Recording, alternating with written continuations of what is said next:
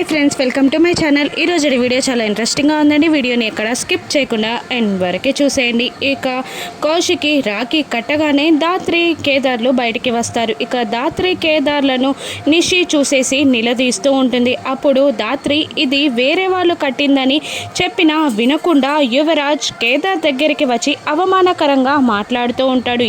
ఏంట్రా, ఏం మాట్లాడుతున్నావు నువ్వు? నా దగ్గర నాటకాలు వెయ్యకు. మా అక్కని, నాన్నని, నా చెల్లిని అందరినీ బుట్లో వేసుకొని నా వారసత్వాన్ని కొట్టేయాలని నువ్వు చూస్తున్నావు అని యువరాజ్ కేదార్ని అంటుండగా దాత్రి అంతే ఘాటుగా సమాధానం ఇస్తూ ఉంటుంది. వారసత్వం అనేది ఎవరు లాక్కుంటే వెళ్ళిపోదు యువరాజ్.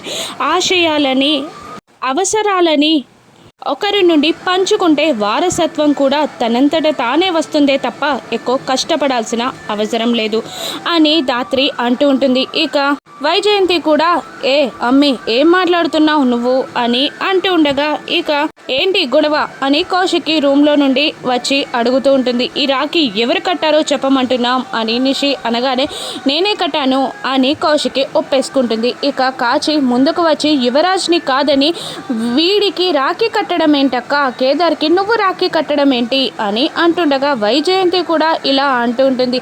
ఇలా పరాయి వాళ్ళ ముందు మమ్మల్ని అవమానించే బదులు మమ్మల్ని ఇంటి నుండి వెళ్ళిపోమ్మనొచ్చు కదా అని వైజయంతి అంటుండగా కౌశికి ఇలా అంటుంటుంది. పిన్ని, యువరాజ్ని కాదని నేను కేదార్కి రాఖీ కట్టాలి అనుకోలేదు. ఇద్దరికి కలిపి కడదామని తీసుకొచ్చాను. కానీ నా తమ్ముడు ఎక్కడికి వెళ్తున్నాడో, ఎప్పుడు వస్తున్నాడో నాకు తెలియదు కదా. 2 రోజుల నుంచి నా తమ్ముడు నాకు కనబడలేదు. అందుకనే ఒకరి కోసం ఒకరిని తక్కువ చేయడం ఇష్టం లేక కేదార్కి రాఖీ కట్టాను అని అంటూ కౌశికి యువరాజ్ని చూస్తుండగా నిషి అంటే మా ఆయన కన్నా కేదారే మీకు ఎక్కువ అయిపోయాడా, పరాయి వాళ్ళే మీకు ఎక్కువ అయ్యారా అని అంటుండగా సమాధానం చెప్పకుండా కౌశికి లోపలికి వెళ్ళి మరొక రాఖీని తీసుకొచ్చి ఇలా అంటూ ఉంటుంది. రాఖీ అన్నది ఎప్పుడు కట్టినా దాని విలువ గాని నీ మీద నాకున్న ప్రేమ తగ్గవు. మీ ఇద్దరికి రాఖీ కలిపి కట్టాలని తీసుకొచ్చాను, చెయ్యి పట్టు అని హారతి ప్లేట్ని ముందుకి చాపి రాఖీ చూపెడుతూ ఉండగా ఇక కోపంగా తోసేస్తాడు యువరాజ్. దాంతో కౌశికి, దాత్రి, కేదార్లు షాక్ అవుతూ ఉంటారు. ఏంటక్క, నేను ముష్టివాడిలా కనబడుతున్నానా? నన్ను కాదని అనామకుణ్ణి, అనాథని నెత్తి మీద పెట్టుకొని ఇప్పుడు అందరి ముందు బయటపడింది కాబట్టి బాగోదు అని నాకు భిక్షం వేస్తున్నావా? ఇప్పుడు నాకు రాఖీ కడతాను అనుకుంటున్నావా? నన్ను కాదని వాళ్ళని నెత్తి మీద పెట్టుకున్నావు కదక్క. ఖచ్చితంగా దీనికి నువ్వు ఖచ్చితంగా ప్రతిఫలం అనుభవించి తీరుతావు అని అంటుండగా కౌశికి అది కాదురా అని ఏమో చెప్పబోతుండగా వద్దక ప్లీజ్, నీ మీద నాకు ప్రేమ ఉంది, అది కాదురా, నువ్వు అర్థం చేసుకోరా అని ఏవేవో భారీ డైలాగ్స్ వేయకు. నీ ప్రేమేంటో, నీ ప్రేమ ఎవరి మీద ఉందో నాకు బాగా అర్థమైందక్క అని అంటూ కోపంగా వెళ్ళిపోతాడు. ఇక మమ్మల్ని ఇలా ప్రతిసారి ఎందుకు బాధ పెడతావు అని వైజయంతి అంటుండగా కౌశికి బాధగా వెళ్ళిపోతుంది. ఇక దాత్రి వైజయంతి దగ్గరికి వచ్చి ఎవరు మిమ్మల్ని అపార్థం చేసుకోవట్లేదు, అవమాన పెట్టట్లేదు, కానీ వదినేంటో, వదిన ప్రేమేంటో మీరు అర్థం చేసుకున్న నాడు మీకు ఎక్కడి కన్నీళ్ళు కూడా చాలా అత్తయ్యా అని అంటూ దాత్రి కేదార్లు వెళ్ళిపోతారు. ఇక వైజయంతి, నిషి, బూచి, కాచి మాట్లాడుకుంటూ ఉంటారు. అది 2-3 రోజుల ముందు రాఖీ కట్టిన రాఖీలాగా లేదు, ఈ రోజు కట్టిన రాఖీలాగే ఉంది. కడుపు పోయి ఆభాషణ అయినప్పుడు గుండె పగిలిపోయి ఏడుస్తూ ఉండాలి, కానీ ఇప్పుడు రాఖీ కట్టడం ఏంటి వదినా అని నిషి అడుగుతుండగా అవును పెద్దమ్మ, కరెక్టే, బాగానే అడిగావు అని అంటూ ఉంటుంది. కాచి ఏదో గోడి గుటాని జరుగుతుంది, తెలుసుకోవాలి అని అనుకుంటూ ఉంటారు. ఇక యువరాజ్ మాట్లాడిన మాటలకి కేదార్కి యువరాజ్కి ఉన్న తేడాకి కౌశికి బాధపడుతూ ఉంటుంది. ఇక కౌశికి కేదార్కి రాఖీ కట్టడంతో యువరాజ్ కూడా బాధపడుతూ ఏడుస్తూ ఉంటాడు. ఇక కేదార్ అయితే యువరాజ్ చేసిన పనికి కృంగిపోతూ ఉంటాడు. దాత్రి ఎలా ఓదార్చాలా తెలియక సైలెంట్గా ఉండిపోతుంది. ఇక కౌశికి యువరాజ్ రాఖీని పట్టుకొని బెడ్రూమ్లో కింద కూర్చొని ఏడుస్తూ ఉంటుంది. ఆ రాత్రి అలా తెల్లవారిపోతుంది. తెల్లవారగానే హాల్లో కౌశికి సుధాకర్ కూర్చుంటారు. ఇక యువరాజ్ అప్పుడే వచ్చి గుడ్ మార్నింగ్ నాన్న అని అంటూ సోఫాలో కాలు మీద కాలు వేసుకొని కూర్చుంటాడు. కౌశికి గుడ్ మార్నింగ్ చెప్తూ ఉండగా ఇక గుడ్ మార్నింగ్ అని ముక్కుబడిగా చెప్తాడు యువరాజ్. ఇక అప్పుడే కాఫీ మామయ్య గారు అంటూ దాత్రి సుధాకర్కి కాఫీ ఇస్తుంది. ఆ తర్వాత అక్క పాలు అని కేదార్ ఇస్తుండగా వద్దు నాకు తాగాలనిపించట్లేదు అని కౌశికి అంటుంది. లేదక్క డాక్టర్ ఖచ్చితంగా తాగాలి అన్నాడు, నీకు ఇష్టం లేకపోయినా తాగాల్సిందే అని కేదార్ అంటుండగా అది చూసి నిషి వైజయంతి కాచి చూసారా ఎలా చూసుకుంటున్నారో అక్కని అని అంటూ ఉంటుంది కాచి.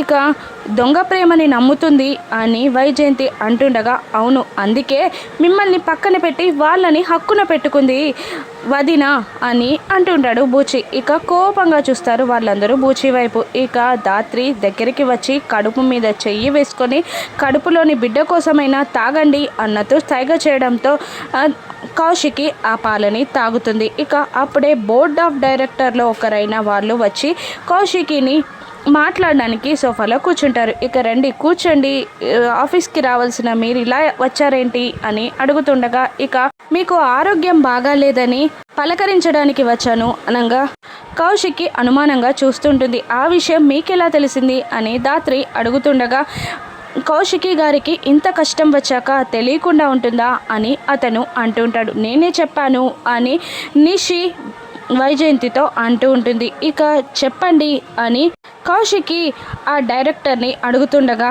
ఏం లేదు మేడం, మిమ్మల్ని పలకరించి ఒక మాట గుర్తు చేద్దామని వచ్చాను అని అంటుండగా ఏంటది అని కౌశికి అడుగుతుంటుంది. మీ సీఈఓగా మీ పదవీ కాలం ముగియనుంది, అది ఒకసారి గుర్తు చేద్దామని వచ్చాను అని అంటుండగా ఇక నిషి వైజయంతి సంతోషపడుతుండగా దాత్రి అనుమానపడుతూ ఉంటుంది.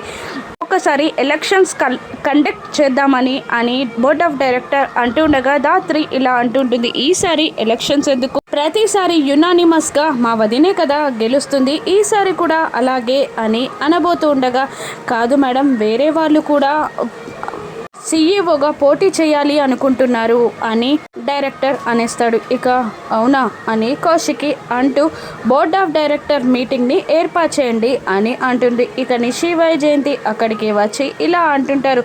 మా వదినకి డాక్టర్ 2 months రెస్ట్ చెప్పారు, ఇక ఆ టైం వరకు నా కొడుకు యువరాజ్ సీఈఓగా ఉంటాడు అని వైజయంతి అనగానే నిషి సంబరపడిపోతూ ఉంటుంది. ఇక దాత్రి ఎందుకలా ఎలక్షన్స్ని 2 months పోస్ట్ చేయమనొచ్చు కదా అని దాత్రి అనేస్తుంది. నిషి కోపంగా నువ్వు ఫ్యామిలీ మ్యాటర్స్లోనే కాకుండా కంపెనీ విషయాల్లో జోక్యం చేసుకోవడానికి వీల్లేదు అని అనేస్తుంది నిషి. ఇక దాత్రి చెప్పిన దాంట్లో తప్పేమీ లేదు అని కౌశికి సపోర్ట్ చేస్తూ ఉంటుంది. ఇక సరే మేడం నేను ఏర్పాటు చేస్తాను కానీ టైంకి వాళ్ళు ఒప్పుకోకపోతే అని ఆ డైరెక్టర్ అడుగుతూ ఉండగా ఇక నా కొడుకే సీఈఓ అవుతాడు 2 months తర్వాతనైనా అదే కదా జరిగేది అని అనేస్తుంది వైజయంతి. ఇక దాత్రి కౌశికిలు షాక్ అవుతూ ఉండగా ఇక యువరాజ్ మాత్రం ఇలా అనేస్తాడు. నన్ను నమ్మి కంపెనీని నాకు అప్పజెప్పే వరకు నేను ఆ సీఈఓ చైర్లో కూర్చోలేను, నాకు వేరే పనులున్నాయి అని అక్కడ నుండి వెళ్ళిపోతాడు. ఇక దాత్రి ఒక్క నిమిషం ఆలోచించి మామయ్య గారు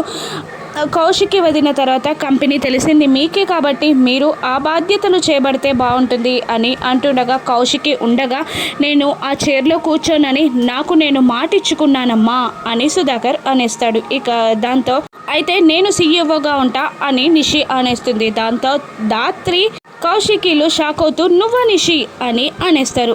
ఎందుకు మా ఆయన తర్వాత మా మామయ్య గారి తర్వాత నేనే కదా అంత హక్కు ఉన్నదాన్ని అని నిషి అంటుండగా దానికి కావాల్సింది వారసత్వం హక్కులు కాదు, మేనేజ్ చేసే తెలివితేటలు, నీకు అనుభవం కూడా లేదు, అసలు అది నువ్వు చెయ్యలేవు అని అంటుండగా నీకు తెలియదు అని నిషి అంటుంటుంది. అప్పుడు దాత్రి అన్న దాంట్లో తప్పేమీ లేదు అని అనేస్తుంది కౌశికి. ఇక వైజయంతి ఇలా అంటుంటుంది. అమ్మి బోర్డ్ ఆఫ్ డైరెక్టర్స్ మీటింగ్స్లో నిషి పేరు మీద ఉన్నవి, యువరాజ్ పేరు మీద ఉన్నవి, నా పేరు మీద ఉన్నవి, కాచి బూచి పేరు మీద ఉన్న షేర్స్తో మేము కూడా బోర్డ్ ఆఫ్ డైరెక్టర్ మీటింగ్స్లో కూర్చొని సీఈఓగా నిషిని నిలబెడతాం, అప్పుడు మన కంపెనీ పరువే కదా పోతుంది అని వైజయంతి అనగానే ఇక కౌశికి సైలెంట్ అయిపోతుంది. ఇక నిషిని సీఈఓగా చేస్తావా, మేం చేయమంది చేయమంటావా అని వైజయంతి అనగానే సరే అలాగే అంటూ ఆ డైరెక్టర్కి ఇలా చెప్తూ ఉంటుంది.